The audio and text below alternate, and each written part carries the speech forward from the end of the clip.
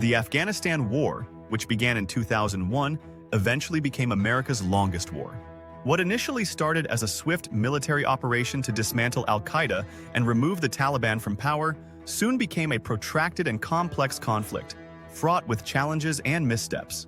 As the U.S. and its allies attempted to stabilize Afghanistan and establish a democratic government, they encountered a host of difficulties that ultimately led to the war's tragic and chaotic end in 2021. To understand what went wrong in the Afghanistan War, we must examine the key factors that contributed to its failure: unrealistic goals, shifting strategies, corruption, and the resilience of the Taliban. When the U.S. launched Operation Enduring Freedom in October 2001, following the September 11th terrorist attacks, the primary objectives were clear: destroy al-Qaeda and topple the Taliban regime that had provided sanctuary to the terrorist organization. Within months, these initial goals were largely achieved. The Taliban was ousted from power, and al-Qaeda's network in Afghanistan was severely disrupted. However, as the mission evolved from a counter-terrorism operation to a broader nation-building effort, the goals became less defined and increasingly ambitious. One of the fundamental problems with the Afghanistan War was the unrealistic goal of transforming Afghanistan into a stable, democratic nation. Afghanistan is a country with a long history of tribal conflict, ethnic divisions, and a deeply ingrained resistance to foreign intervention. The U.S. and its allies underestimated the complexity of Afghan society and overestimated their ability to impose Western-style democracy in a country with no tradition of centralized government or democratic institutions. This miscalculation set the stage for a prolonged conflict that lacked a clear and achievable endgame. Another major issue was the constantly shifting strategy of the U.S. and NATO forces. Over the course of the war, the focus shifted multiple times, from counterterrorism to counterinsurgency to nation-building and back again. Each change in strategy brought new challenges and complications. The counterinsurgency approach, which sought to win the hearts and minds of the Afghan people while simultaneously defeating the Taliban, required significant resources and a deep understanding of local dynamics. However, the U.S. military often lacked the necessary cultural and linguistic expertise to effectively implement this strategy, leading to misunderstandings and alienation of the local population. The surge of U.S. troops in 2009 under President Barack Obama was a key moment in the war. The surge was intended to provide security in key areas, reduce violence, and create the conditions for a political solution. While the surge initially succeeded in pushing back the Taliban in some regions, it failed to achieve a lasting reduction in violence or a meaningful political settlement. The Taliban, though weakened, remained a potent force, capable of regrouping and launching attacks once U.S. forces withdrew. Corruption was another significant factor that undermined the Afghanistan war effort. The Afghan government, which the U.S. and its allies supported and relied upon, was riddled with corruption at all levels.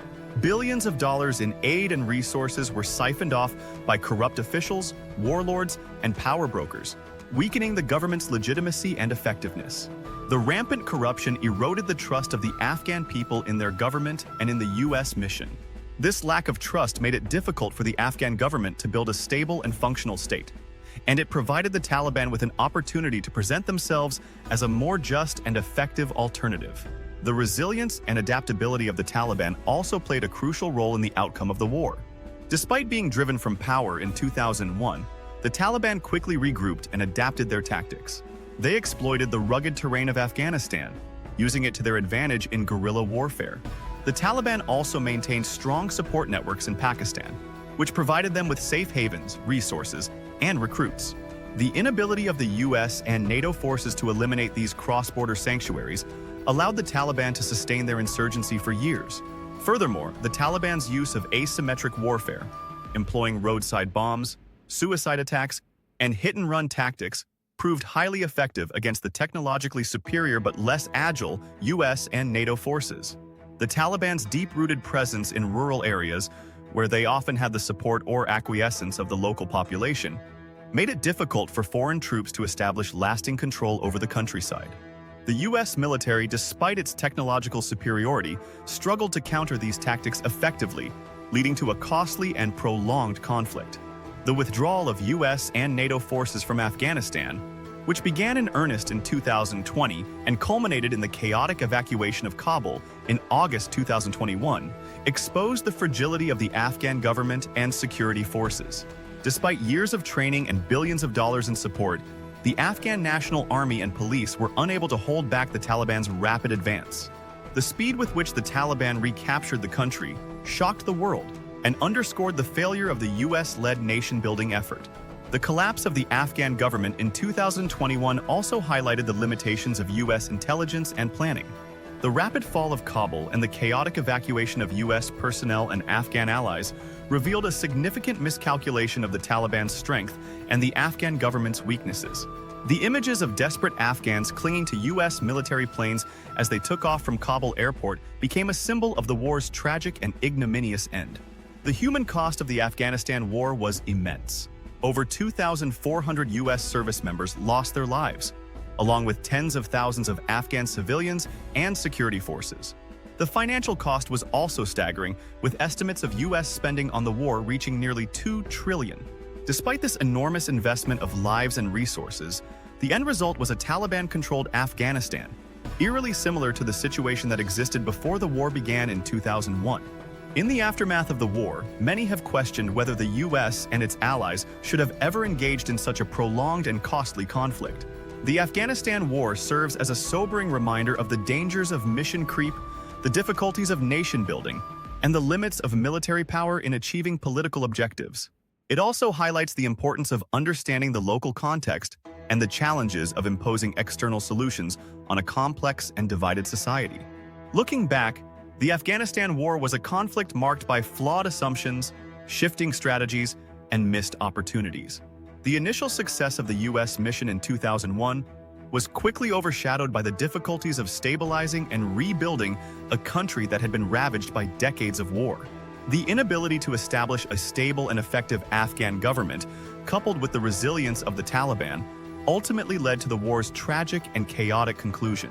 As the US and its allies reflect on the lessons of the Afghanistan War, one thing is clear: the costs of intervention must be carefully weighed against the potential benefits. The Afghanistan War serves as a stark reminder of the limits of military power and the complexities of nation-building in a deeply divided and conflict-ridden society. It is a cautionary tale for future interventions, highlighting the importance of clear and achievable goals, understanding the local context, and avoiding the pitfalls of prolonged and open-ended military engagements. The Afghanistan War may have ended, but the consequences of the conflict will be felt for years to come.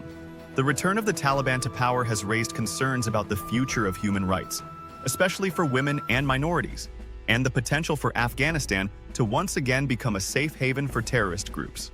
The international community now faces the challenge of engaging with a Taliban-led Afghanistan while ensuring that the gains made over the past 2 decades, particularly in education, healthcare, and women's rights, are not completely lost. The legacy of the Afghanistan War is complex and multifaceted. It is a story of initial success followed by prolonged struggle, a reminder of the difficulties of imposing external solutions on a country with its own unique history and challenges.